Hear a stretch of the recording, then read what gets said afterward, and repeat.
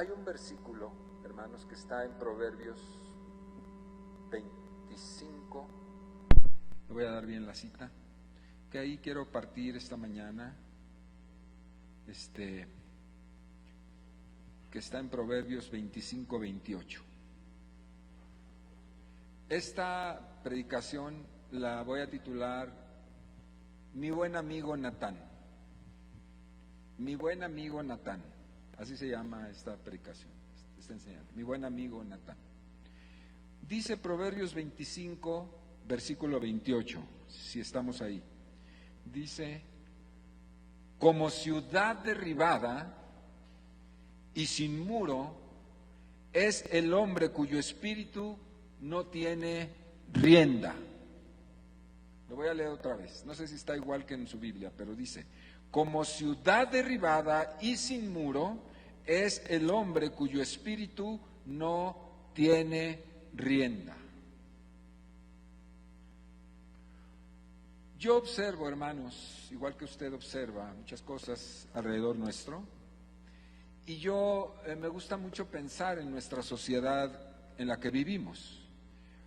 Es más, como pastor es un deber observar. Una de las tareas más exigidas en el ministerio de cualquier pastor o maestro es observar. ¿Sabía usted? ¿Sí sabía usted? Si yo soy un maestro o soy un pastor y vivo ajeno a mi entorno, seré impertinente a la necesidad.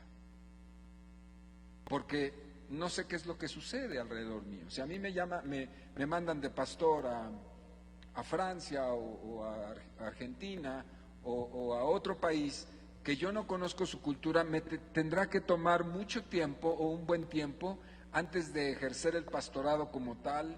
Me tendrá que costar tiempo para compenetrarme con la cultura, con el pensamiento, con la manera de ser y hacer de esa cultura, ¿verdad? Para que entonces yo pueda ser pertinente en mi mensaje a la necesidad de esa gente. La cultura mexicana, bueno, pues yo nací aquí en esta ciudad y la conozco, y cada día la conozco más, la observo, porque como dirían algunos siervos hermosos, ¿no?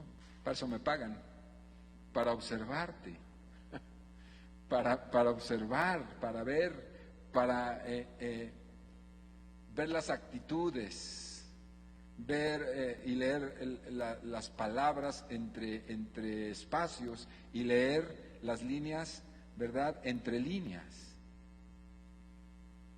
Observar es una de las cosas más enriquecedoras que puede tener un ministro o cualquier persona en general. A veces somos más dados a hablar que a observar, a hablar que a escuchar. Entonces, debemos ser muy observadores, ¿sí?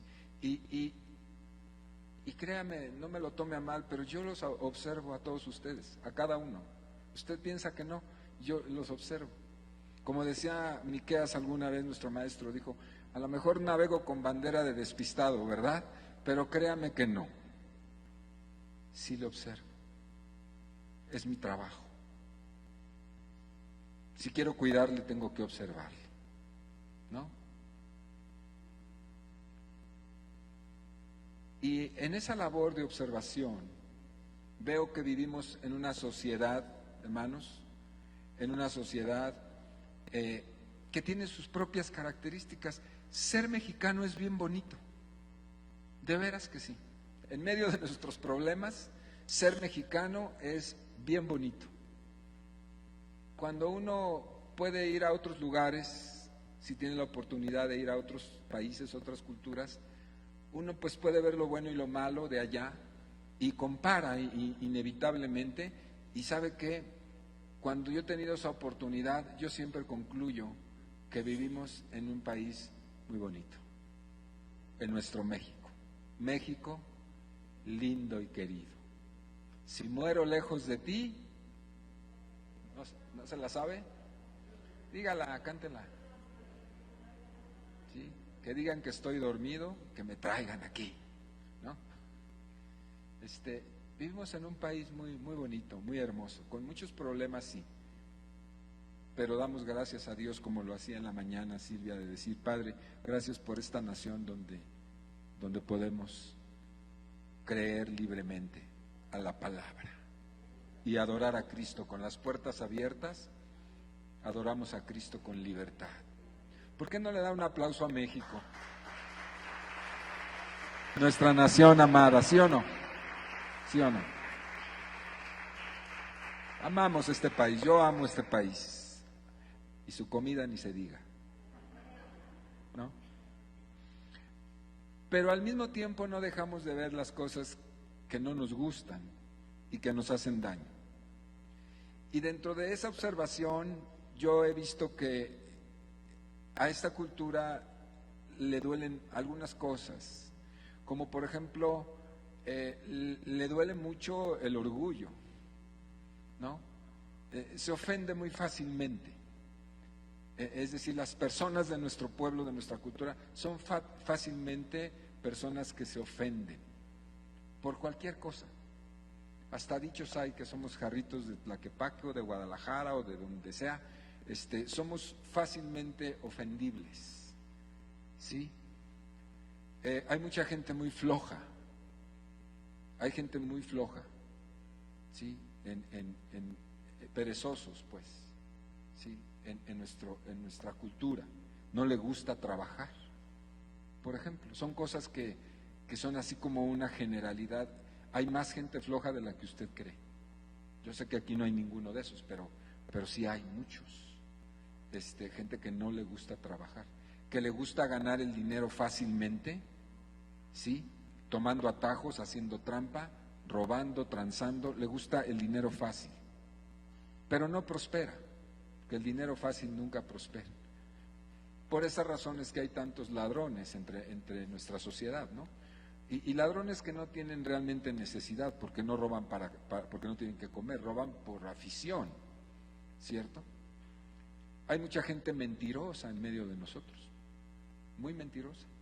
La mentira está en los labios así, a flor de labios, y cosas así que no nos gustan. Y una de las cosas que más observo en nuestra sociedad, en nuestra cultura, y desgraciadamente también a veces dentro de la iglesia, es la falta de sometimiento. La falta de sometimiento. A la gente de nuestra cultura no le gusta estar sujeta, la falta de sujeción. No le gusta estar sujeta. Este versículo de Proverbios dice, a colación de eso, dice, como ciudad derribada y sin muros, como ciudad derribada y sin muros es el hombre cuyo espíritu no tiene rienda. Yo escucho mucho a los jóvenes hoy, y ahora a algunos que ya no son tan jóvenes y que los escuché en el pasado, hace unas décadas, 1 o 2 décadas, los escuchaba decir: no, yo voy a hacer mi propio negocio, yo voy a poner mi propia empresa porque no quiero que nadie me mande. ¿Ha escuchado eso? No quiero tener autoridad sobre mí. Yo no quiero que nadie me esté diciendo qué hacer, qué no hacer, cómo entrar, cómo salir. Yo no quiero eso. Yo no quiero riendas. Yo no quiero sujetarme y menos someterme a ninguna persona. Esa es una forma de pensamiento que predomina mucho, ¿no? Por esa razón fracasan mucho los matrimonios, porque no se entiende lo que es la sujeción. Y no estoy hablando del sometimiento de la mujer abnegada al macho cabrío, ¿verdad? No estoy hablando de eso, estoy hablando de un entendimiento razonable, bíblico y justo de lo que es la sujeción. Un matrimonio bíblico, un matrimonio de Dios, un matrimonio espiritual, por ejemplo, no es el tema, pero un matrimonio espiritual entiende algo muy importante, que la mujer se sujeta al hombre, pero el hombre se sujeta a la mujer, en amor. Como dice el apóstol Pablo, someteos los unos a los otros en el amor de Cristo. Hay cosas que tiene mi esposa, por ejemplo, que de repente viene y se para y se impone como debe de ser, ¿verdad? Cuando las cosas no están yendo bien o que estoy desviándome, y ella viene y me dice, ¿sabes qué, flaquito? Ven para acá, vamos a platicar. Y ay, híjole, me dan escalofríos, ¿no? Yo digo, ¿y ahora qué hice, no? Y yo tengo dos posibilidades ante esas circunstancias. Yo le podría decir, ¿sabes qué? Yo no tengo nada que hablar contigo, si te parece bien, y si no, también. Yo puedo hacer eso. Es lo que más veo que se hace a mi alrededor. Y lo que tú digas no me interesa, tú haces lo que yo digo, punto. Yo podría hacer eso. Pero soy de Cristo, por eso no lo hago. Nada más por ese detalle. Entonces digo, Señor, ampárame, equípame, protégeme. Y ahí voy, ¿qué pasó, güerita? Y entonces viene y me dice, mira, esto, y rájale, man. Y lo mismo, podría decir, ¿sabes qué? Tú no tienes por qué estarme diciendo a mí, ¿verdad? No. Yo digo, ok, creo que en esto tiene razón, creo que en esto también, pero en esto no y en esto no. Eso es lo que yo creo. Pero hablando se entiende la gente, y si tú crees y me ves de esa manera, está bien, te prometo que lo voy a corregir. Ayúdame y caminemos juntos. Eso no humilla a nadie, ¿o sí?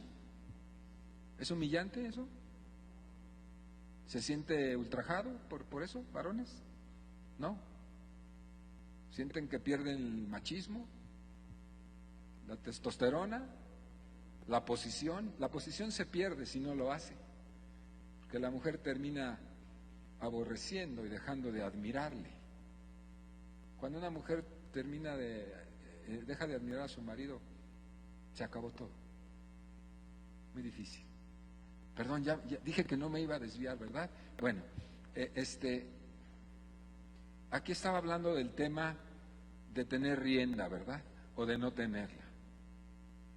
Si yo voy a un trabajo y me llaman la atención y me dicen cómo lo haga, cómo esto, aquello, y yo digo, pues sí necesito el trabajo, pero a mí no me gusta que me den órdenes, y menos si lo hacen feo.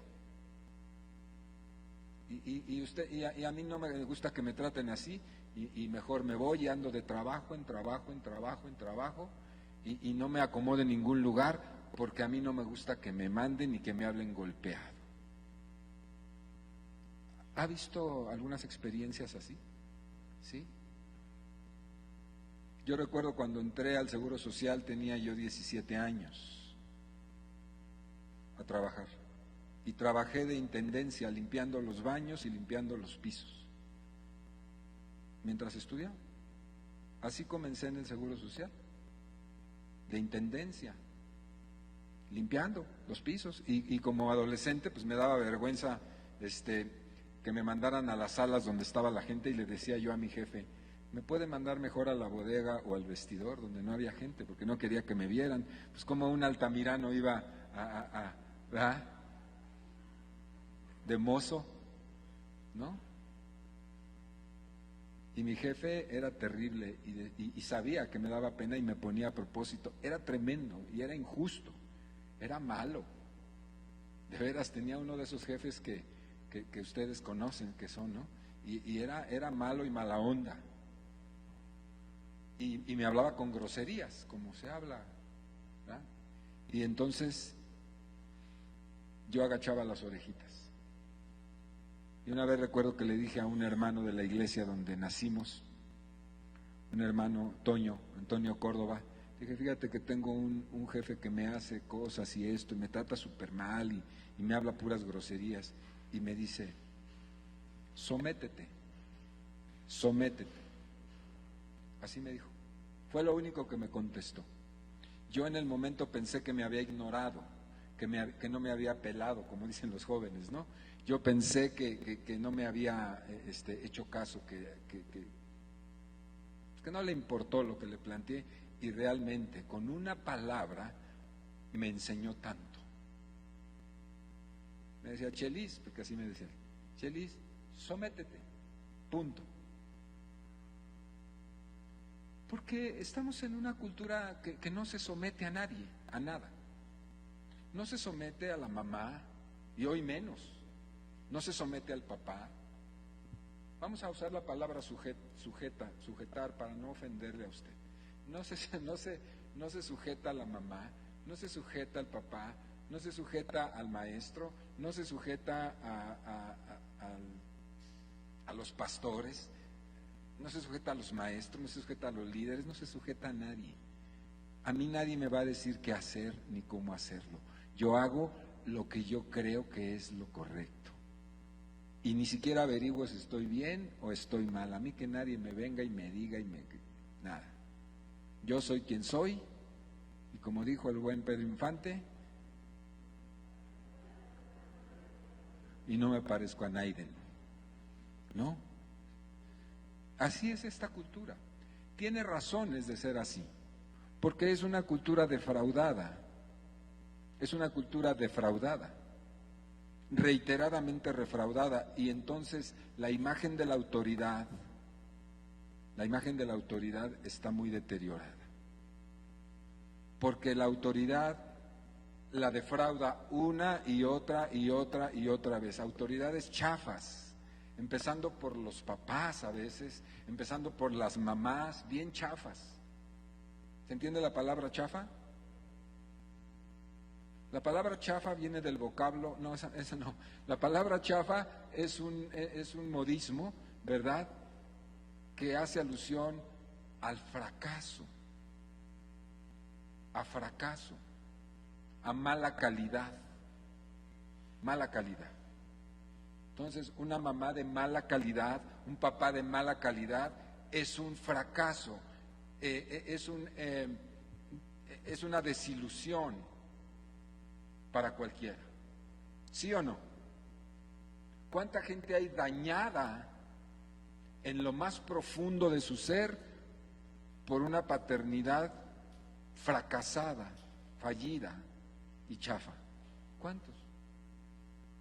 ¿Cuánta gente hay así que hasta hoy siendo adultos no pueden ni caminar bien por lo que te hicieron?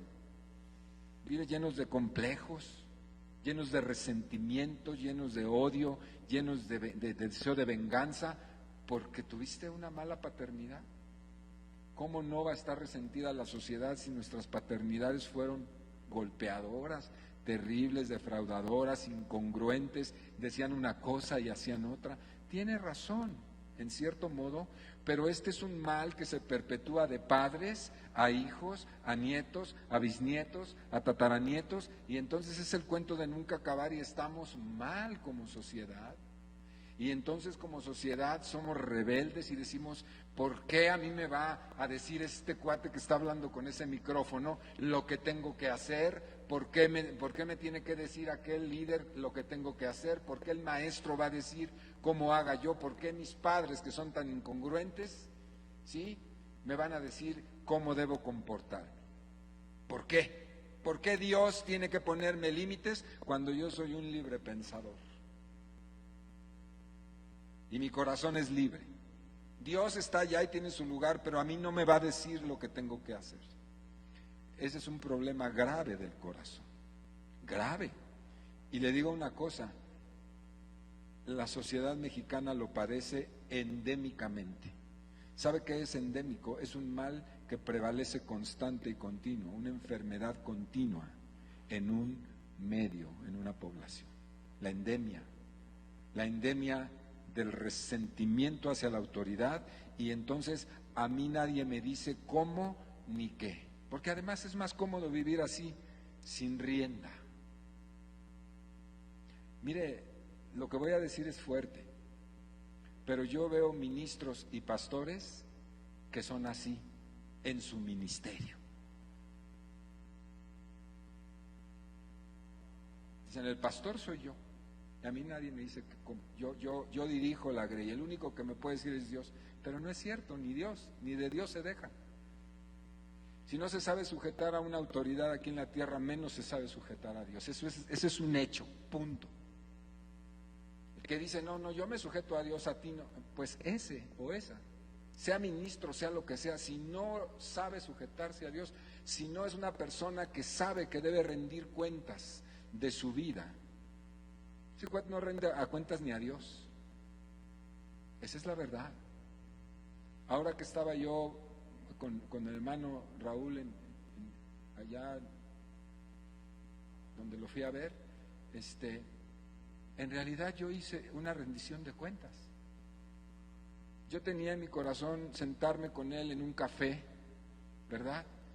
En un buen lugar sin prisa.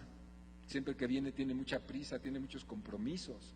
Y entonces yo quería un buen rato, una tarde con él, y le dije, quiero hablar contigo un buen rato. Se fueron los otros dos hermanos que iban con nosotros y nos sentamos en un lugar bien bonito, en una mesita chiquita en la banqueta, nos sentamos a tomar café y entonces le rendí cuentas de mi vida. Porque he aprendido que tengo rienda. Lo dice la palabra de Dios, debo tenerla. Le hablé empecé por mis aciertos, claro. Empecé por lo bueno, para ir sazonando el asunto. Pero terminé hablándole de mis fracasos, de mis sentimientos, de mis horrores, de mis pensamientos también. Porque yo lo necesitaba. Aquí la pregunta es, ¿él necesitaba oír eso? ¿Quién lo necesitaba? Yo necesitaba. Y es un gran alivio, hermano. Es un gran alivio. Y es maravilloso saber que hay alguien por encima de ti, antes que Dios, ¿verdad? Es decir, Dios es el supremo, pero aquí en esta tierra hay alguien que en un momento dado te puede poner rienda y te puede decir qué bien lo hiciste, pero también se puede parar enfrente de ti y decirte, estás mal, para tu tren. Qué importante es tener alguien en la vida que haga ese papel, y de eso quiero hablar. De eso es este tema. Quiero referirme al rey David, mi rey favorito, el rey David, mi rey histórico favorito. Fíjese, hermano, el rey David era un rey esplendoroso, ¿sabía usted? Logró un reino esplendoroso. Cuando él toma Jerusalén para reinar en Jerusalén, se encumbra, hace un país poderoso a través de tener ejércitos bien poderosos, gobernadores fieles a él, ¿verdad?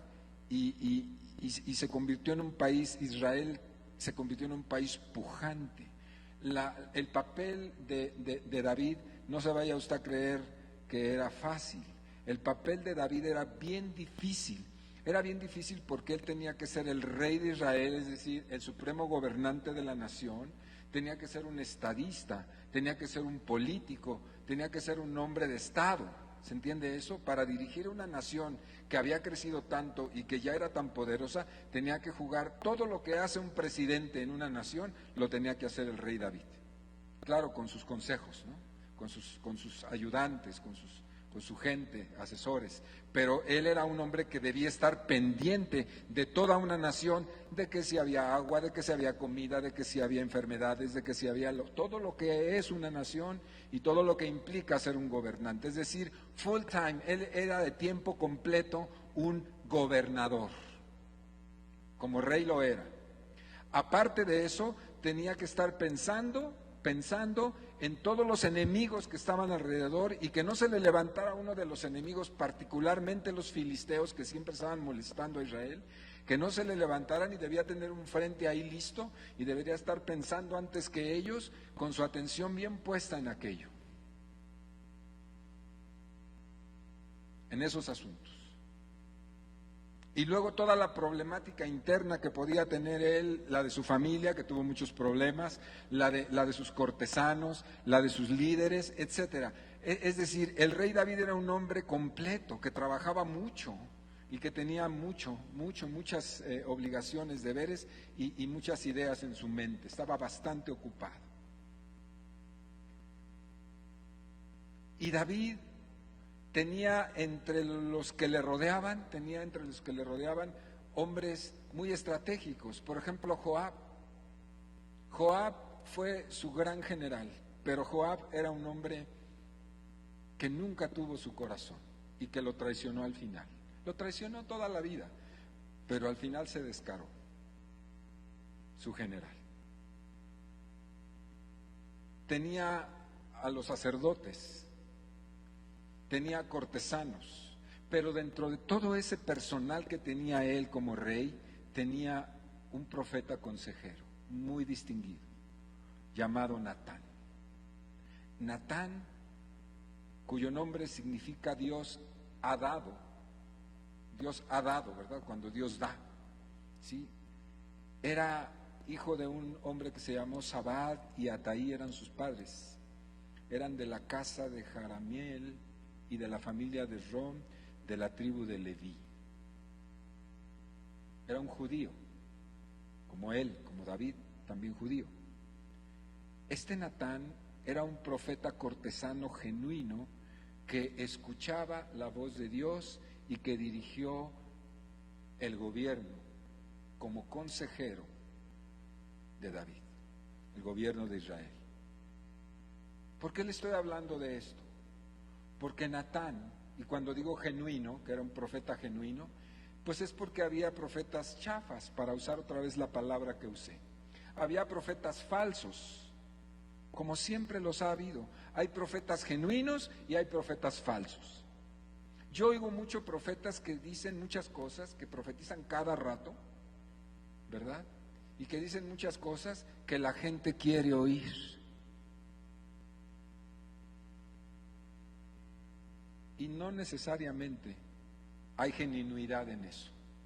A veces yo cuestiono, cuando una persona profetiza puras cosas bonitas que a la gente le gusta oír y que se fascina por las palabras que da, me deja así un poquito, ¿no? Yo no soy quien para cuestionar, pero este no era de esos. No era de los que le profetizaban al rey para que el rey se agradara y los tuviera ahí manteniéndolos en la corte. No era así. Natán era un hombre duro. Natán no estaba tras los intereses del rey personales, tras el agrado del rey, no era su finalidad. Natán era un hombre que entendía perfectamente que Dios lo había llamado, Dios le hablaba genuinamente y él de cuando en cuando profetizaba, pero cuando profetizaba y abría la boca, mi hermano, cuidado con Natán, cuidado con este hombre.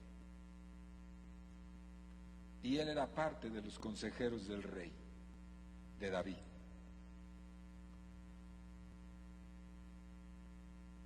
Natán estaba a un lado de David como un consejero muy apreciado y muy valioso, al cual atendía mucho el rey David, al cual se dirigía mucho y le preguntaba al profeta qué opinaba de parte de Dios para tomar ciertas decisiones. Vemos un ejemplo de esto en Primera de Crónicas 7, vamos a Primera de Crónicas 7, en donde Natán prohíbe a David construir el templo de Dios que tanto anhelaba.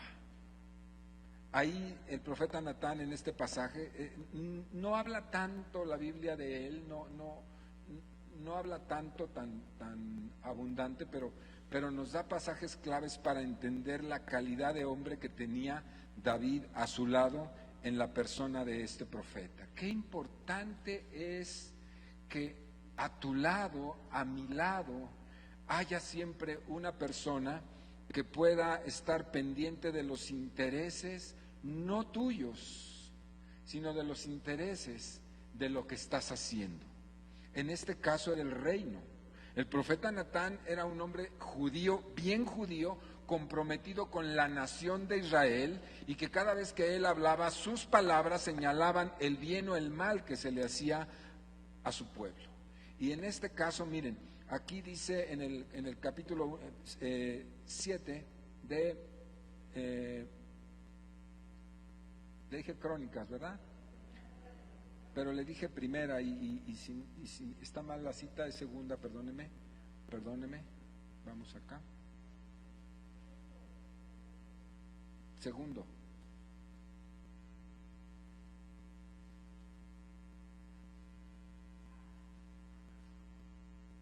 Dice,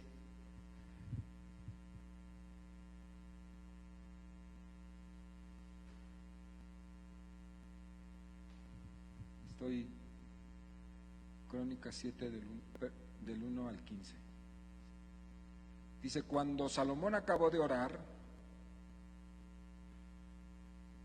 tengo mal la cita, Vamos a segunda de Samuel 7:1, por favor, segunda de Samuel 7:1, que es un pasaje paralelo. ¿Es el mismo pasaje?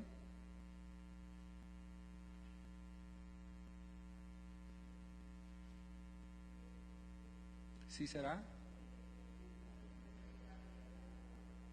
El 7:1 vamos a leer de segunda de Samuel, ¿está bien? Dice, aconteció que cuando ya el rey habitaba en su casa, después que Jehová le había dado reposo a todos sus enemigos, dijo el rey al profeta Natán. Es el mismo pasaje el que les estaba refiriendo, solo que escrito en este libro, segunda de Samuel. Dice, mira ahora, lo que le dijo el rey a Natán, a su profeta, le dijo, y consejero, le dice, mira ahora, yo habito en casa de cedro y el arca de Dios está entre cortinas. Y Natán dijo al rey, anda y haz todo lo que está en tu corazón, porque Jehová está contigo. Aconteció que aquella noche que vino palabra de Jehová a Natán diciendo, ve y di a mi siervo David, así ha dicho Jehová, tú me has de edificar casa en que yo habite. Ciertamente no he habitado en casas desde el día en que saqué a los hijos de Israel de Egipto hasta hoy, sino que he andado en tienda y en tabernáculo. Y en todo cuanto he andado con todos los hijos de Israel, ¿he hablado yo palabra alguna a las tribus de Israel, a quien haya mandado apacentar a mi pueblo de Israel, diciendo, ¿por qué no me has edificado casa de cedro? Ahora pues, dirás así a mi siervo David, así ha dicho Jehová de los ejércitos, yo te tomé del redil de detrás de las ovejas, para que fueses príncipe sobre mi pueblo, sobre Israel, y he estado contigo en todo cuanto has andado, y delante de ti he destruido a todos tus enemigos, y te he dado nombre grande como el de nombre de los grandes que hay en la tierra. Además, yo fijaré lugar a mi pueblo Israel y lo plantaré para que habite en su lugar y nunca más sea removido, ni los inicuos le aflijan más como al principio. Desde el día en que puse jueces sobre mi pueblo Israel, a ti te daré descanso de todos tus enemigos. Asimismo Jehová te hace saber que Él te hará casa.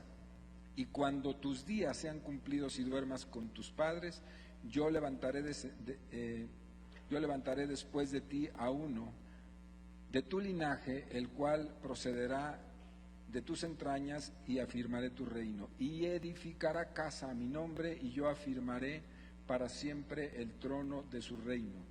Yo seré para él padre, y él me será a mi hijo, y él, si hiciere mal, yo le castigaré con vara de hombres y con azotes de hijos de hombres. Pero mi misericordia no se apartará de él, como la aparté de Saúl, la cual quité de delante de ti. Le contestó el profeta Natán a la petición del corazón de David. David le dice, Natán, quiero edificar la casa de Dios, quiero edificarle casa, quiero edificarle un templo majestuoso, maravilloso. Tengo todos los recursos económicos para levantarle casa a David. Y Natán, de entrada, así de bote pronto como se lo dijo, le dice, haz todo lo que esté en tu corazón, porque Dios está contigo, adelante, hazlo. Pero en la noche que Natán fue a su casa, quizás ahí en su cama, dice que vino palabra de Dios y le dijo a Natán: Natán, le contestaste al rey que sí, le contestaste apresuradamente. Mi deseo, Dios hablando, mi deseo es que sea su hijo y no David el que edifique casa. Parece una cosa sencilla, parece. Que viene ahora Natán y le dice a David: Señor mi rey, le traigo un mensaje de Dios. Usted no puede edificar su casa. No lo va a hacer. Va a tener que esperar años hasta que usted muera y será su hijo el que edifique casa al Señor. Y la razón fue, según Dios le dijo, porque David había derramado mucha sangre y sus manos estaban manchadas de sangre, sangre de guerra, pues, pero esa fue la razón por la que Dios le impide a David construir su casa y le concede ese privilegio a su hijo Salomón.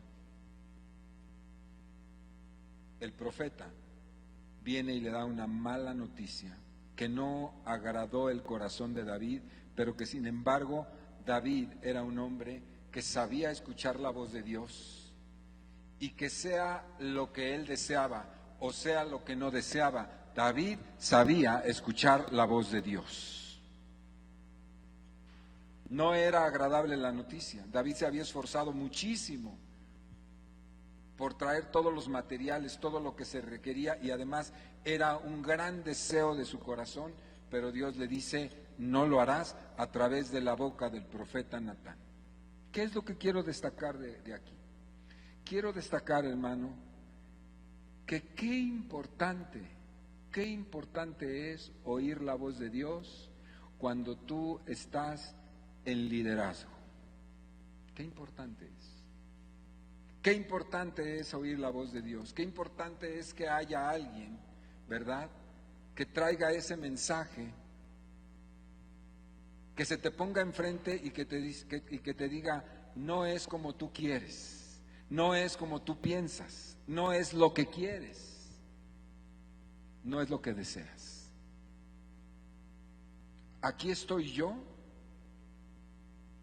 como profeta y enviado de Dios para hablarte y decirte que las cosas que estás haciendo no son las cosas que Dios quiere, y que más vale que hagas la voluntad de Dios y te irá bien, porque si haces lo que tú piensas, te va a ir mal. Qué importante tener una persona que se te pare enfrente y que te ponga un alto en el camino, a ti y a mí. ¿Tienes un Natán en tu vida? ¿Hay alguien en tu vida que tenga el cariño, el amor, la confianza y la autoridad para prohibirte, para guiarte, para aconsejarte, aún en contra de lo que tú deseas? ¿Habrá alguien en tu vida, o tú te la vas por la libre, donde no tienes rienda y a ti nadie te dice cómo, ni cuándo, ni por qué? Querido hermano, amada, qué bueno es tener un amigo Natán, tener un Natán en tu vida. ¿Quién es tu Natán? ¿Quién es?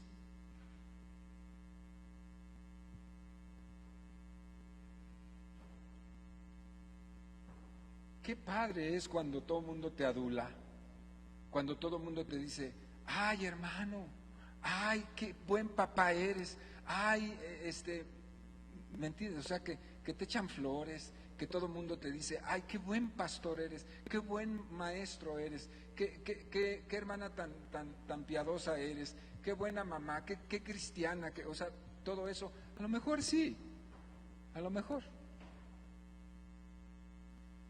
pero eso no es tan valioso. Eso te endulza el corazón, te endulza los sentidos, el alma, pero qué importante es cuando alguien viene y te dice: ven, te tengo cosas que decir, y te las voy a decir porque te amo, y por tu bien, y porque todo lo que estás haciendo es importante, y es bueno, sería muy bueno que tú asumas, escuches y sepas que Dios te está hablando a través de esta boca, ¿verdad?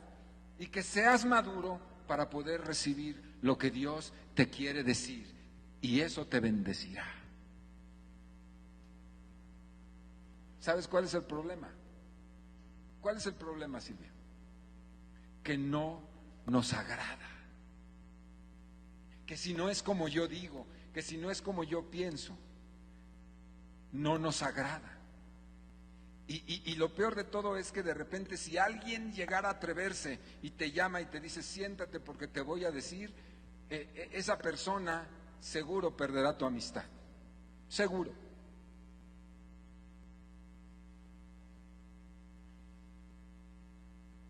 Porque hay un dicho entre nosotros en esta cultura que dice, ¿la verdad qué?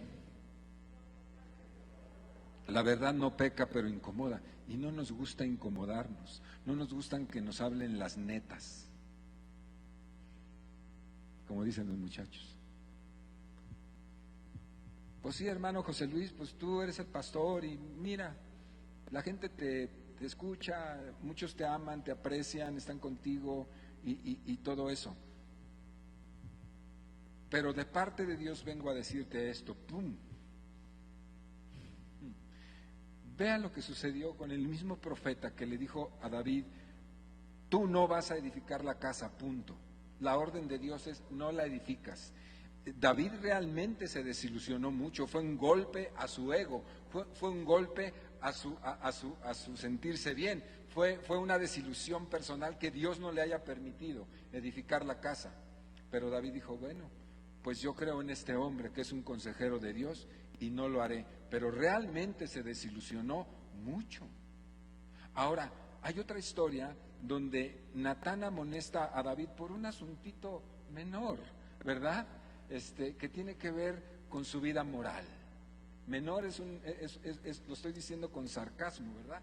Tiene que ver con su vida moral y eso está en Segunda de Samuel 12:13. No lo voy a leer, pero se lo voy a platicar. Está la cita para los que anotan, está en el capítulo 12 del 1 al 13. Usted ya sabe más o menos la historia en que el rey David, como acabo de decir, era un rey sumamente ocupado, todo el tiempo estaba con muchos asuntos en su mente, pero un buen día se da unas vacaciones y el ejército está combatiendo contra un pueblo enemigo, está en la refriega de la guerra y él decide ese día quedarse en casa, ¿verdad?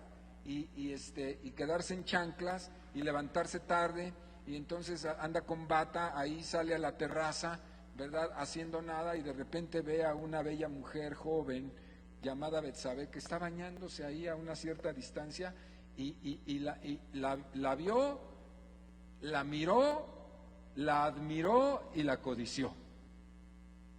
Porque una cosa es pasar y ver y decir, ah, caray, me voy para otro lado, ¿verdad? Y otra cosa es decir, ah, caray, ¿verdad? Y dice que la vio, la miró, la admiró y la codició en su corazón. Y no solo eso, sino que la mandó traer, la sedujo y la embarazó.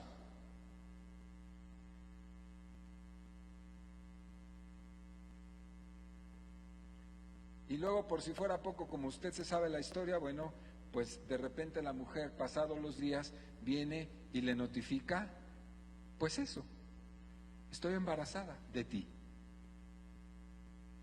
Entonces el rey se rascaba la cabeza y decía, híjole, ¿cómo le hago? ¿Cómo resuelvo este asunto? ¿La mato? No, está bien bonita.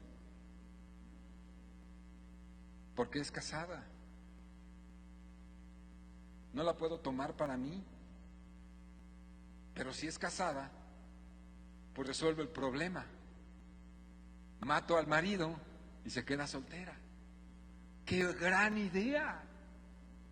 ¡Qué gran idea!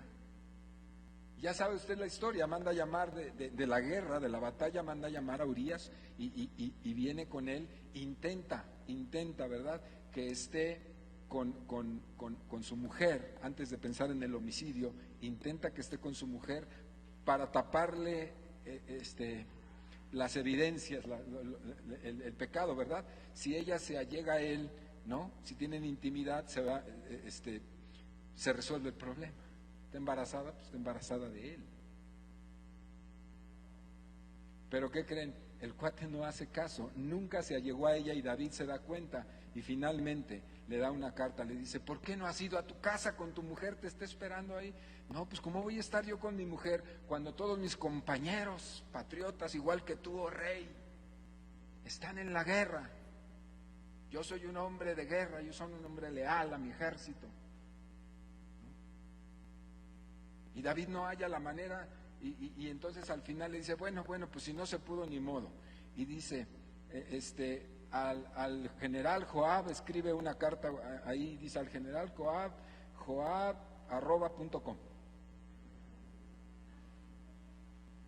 El portador de este documento debe morir en la refriega, ponlo al frente de batalla. Gracias, te debo una, punto. Firma el rey David. Lo enrolla, le pone un sello y le dice, toma, aquí está este documentito, llévaselo al general, sin saber que llevaba su sentencia de muerte.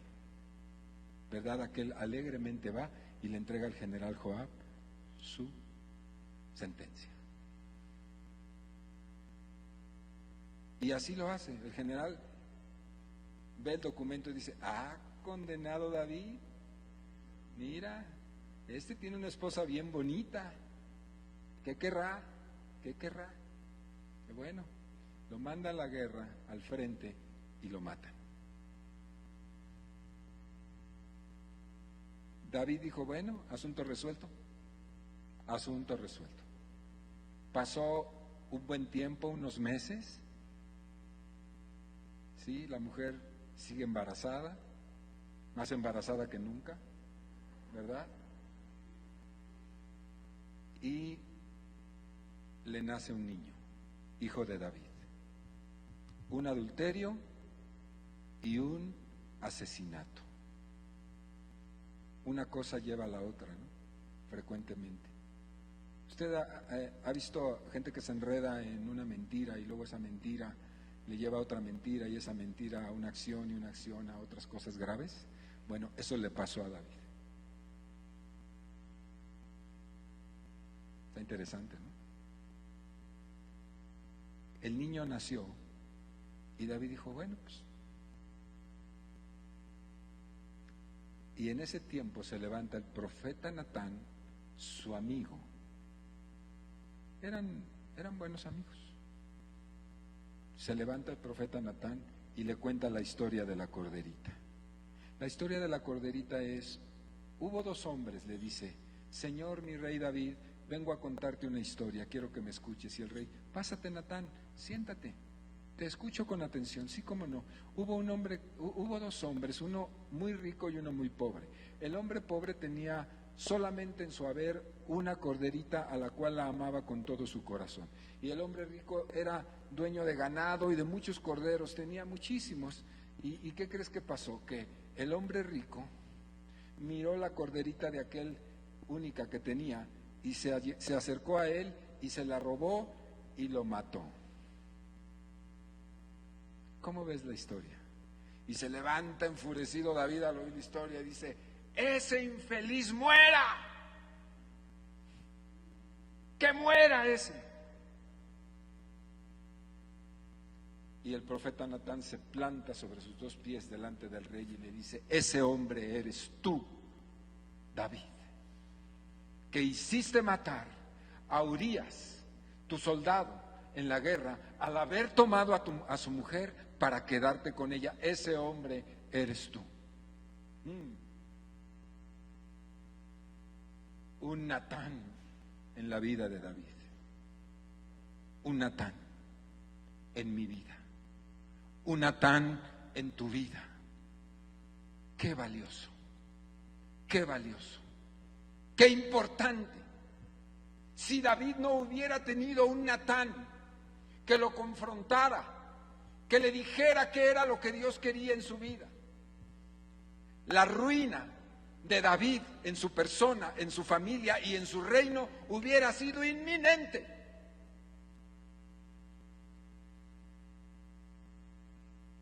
Se necesitan Natanes para construir una vida correcta en nuestras vidas.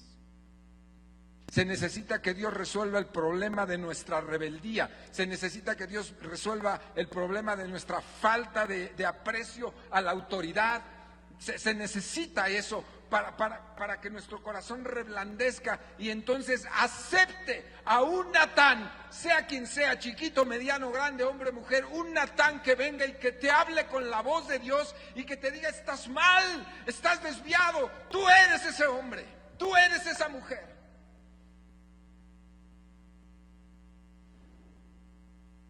Se necesitan esos personajes en nuestra vida.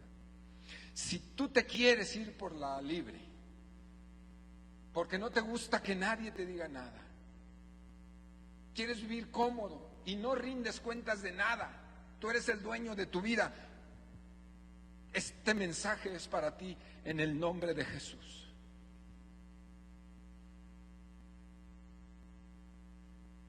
Si no estás acostumbrado a recibir guianza y reprensión para tu bien, te aconsejo en el nombre del Señor que hoy te busques un Natán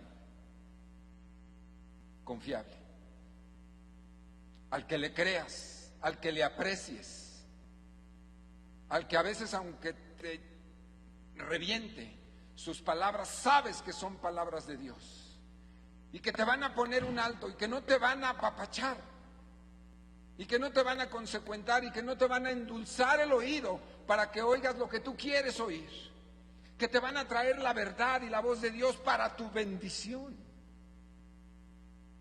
Porque Dios levanta a Natán y lo lleva enfrente de David para confrontarlo. Pero Dios no estaba desechando a David por ese hecho. Fíjate qué es lo más glorioso. Dios no estaba desechando a David por ese hecho. Dios lo estaba confrontando ante su mal porque deseaba su bien. Gloria a Dios. Un Natán siempre traerá un mensaje que, aunque sea rudo y aparentemente difícil en tu vida, será para bendecir tu vida.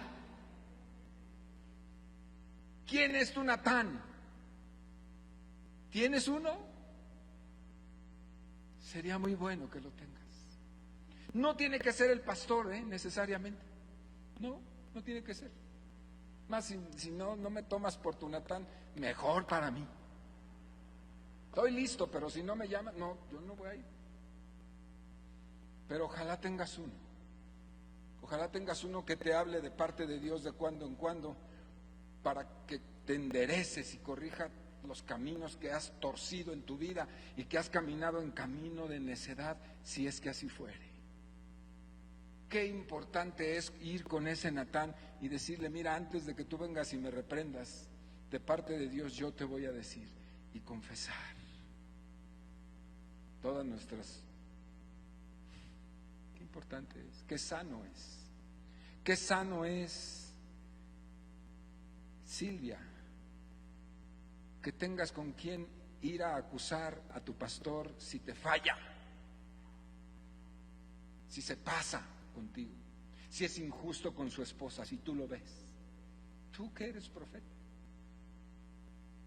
hablar de parte de Dios. ¡Pum! Si me ves tratando injustamente a mi esposa, pararte enfrente y decir: eres un hombre injusto, José Luis.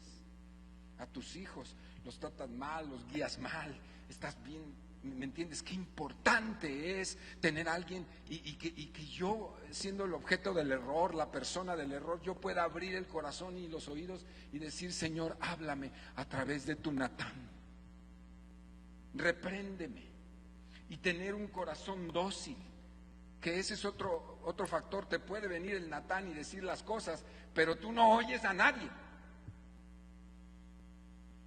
Vea la actitud de David. Vea lo que David, Salmo 51, por favor, vamos al Salmo 51. Natán le habla, vea cómo era significativa la persona de este profeta en la vida de David. Natán le cree a no solo le cree, sino que en consecuencia actúa, y él sabe que es la voz de Dios hablando a través de este hombre. Él no duda, a ¿qué le interesa? Él me está juzgando porque me ve como estoy y se enteró de las circunstancias bien y me quiere reprender, me quiere apantallar, ¿no? Él no dijo eso. Dijo esto. Dice el texto que cayó de rodillas en ese momento delante de Natán. David, reconociendo su error, su pecado y su crimen, cayó de rodillas delante de Natán. Y dice, ten piedad de mí, Salmo 51, ten piedad de mí, oh Dios, conforme a tu misericordia, conforme a la multitud de tus piedades, borra mis rebeliones, lávame más y más de mi maldad, límpiame de mi pecado, de rodillas, postrado, humillado, porque reconozco mis rebeliones y mi pecado está siempre delante de mí. Contra ti solo he pecado y he hecho lo malo delante de tus ojos. Por eso era David el hombre conforme al corazón de Dios. Por eso. Hay quienes dicen, ¿cómo un adúltero y asesino era el hombre conforme al corazón de Dios? Todos somos adúlteros y asesinos y cosas peores.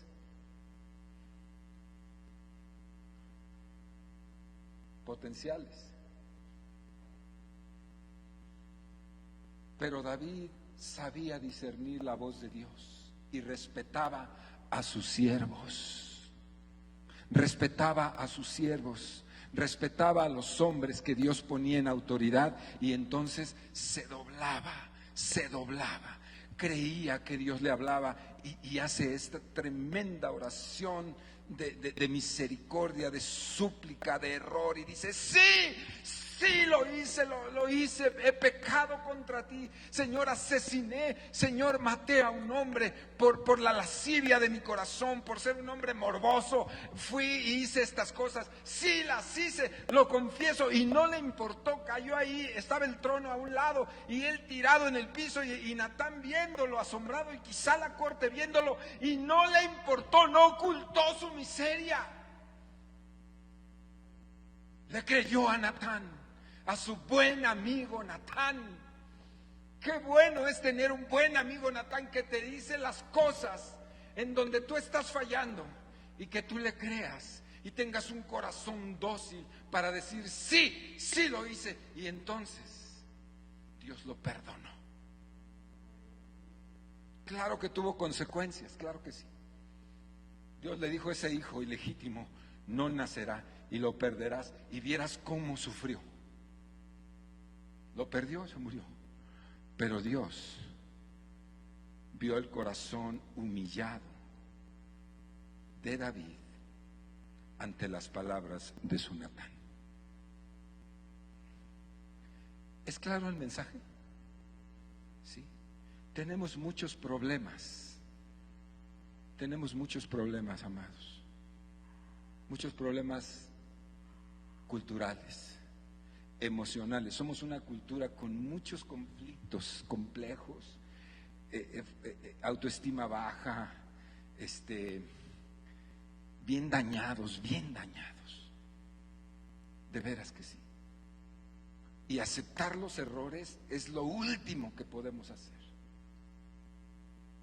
Y preferimos perder a un amigo a aceptarle que nos señale nuestras zonas bajas, oscuras, sin saber que muchas veces uno de ellos puede ser un Natán que está hablando a nuestras vidas de parte de Dios para levantarnos.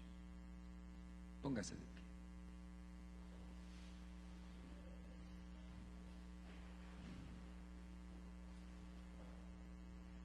Le vuelvo a preguntar ya para terminar. ¿De usted quién es su Natán? ¿Tiene uno? ¿Tiene uno? ¿Le interesaría tener uno? ¿O usted dice, pues, no lo tengo ni lo quiero? Yo estoy bien con mis fechorías así y que Dios no se meta en mi vida. Eso puede ser. Y sabe que Dios respetará esa actitud, pero le pesaría mucho, mucho. Si David no se hubiera levantado del trono y se hubiera tirado ahí, el rey no hubiera caído, seguro. Hubiera tenido la actitud de Saúl. Hubiera sido un desastre, pero no fue así. Cierra tus ojos un momento.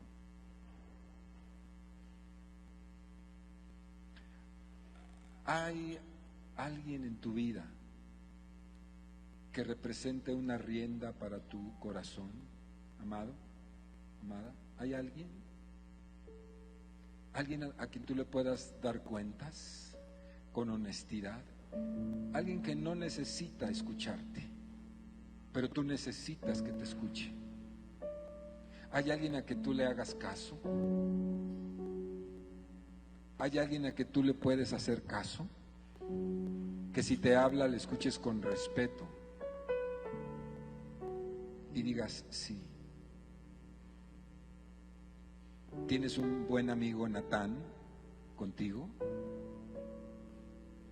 ¿Oyes la voz de Dios a través de su consejo? ¿O andas caminando sola y solo y no te sometes a nadie? ¿Cómo eres tú? El consejo de este mensaje es: búscate un Natán o una Natán, búscatelo, que tú asumas como una autoridad sobre tu vida en serio, a quien oigas, porque a lo mejor no oyes a nadie, a quien le hagas caso, a quien sepas que Dios habla a través de él, y que cuando te habla obedezcas, te sujetes, te sometas. No cualquiera puede ser un Natán, no hay muchos.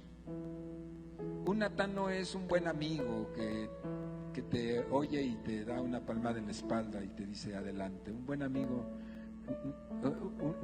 un Natán no es ese buen amigo.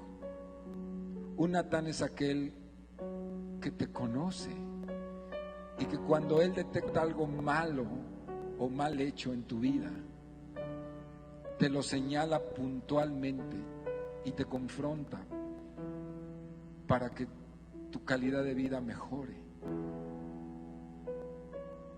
Todos necesitamos un buen amigo, Natán,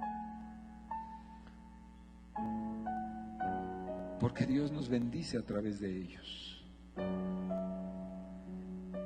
El consejo del Espíritu es: acostúmbrate a sujetarte a la autoridad de Dios a través de él, de ella.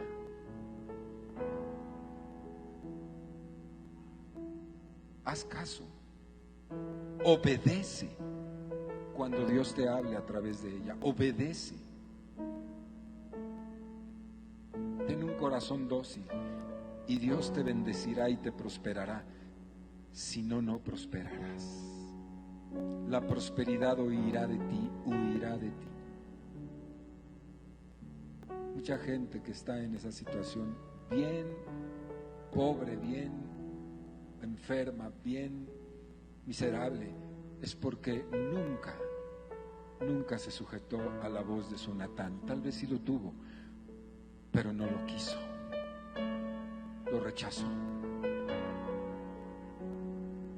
El consejo de Dios es: busca un Natán que te hable la voluntad de Dios y serás prosperado en tu vida y en tu caminar. Acostúmbrate a rendir cuentas, acostúmbrate a ser honesto y honesta, a rendir cuentas. Te irá bien, te irá bien. Aleluya. Padre, te amamos, amamos tu palabra, amamos tu consejo. Cuántas cosas y dolor nos hubiésemos ahorrado si hubiésemos escuchado el consejo. Cuánto desviado, cuánto mal hemos hecho quizá en la vida porque nunca escuchábamos tu consejo. Pensábamos que nosotros éramos suficientes, discernidores, entendidos, y no era cierto, nos engañamos solos. Envíanos a cada uno, Señor, un buen Natán, un buen amigo,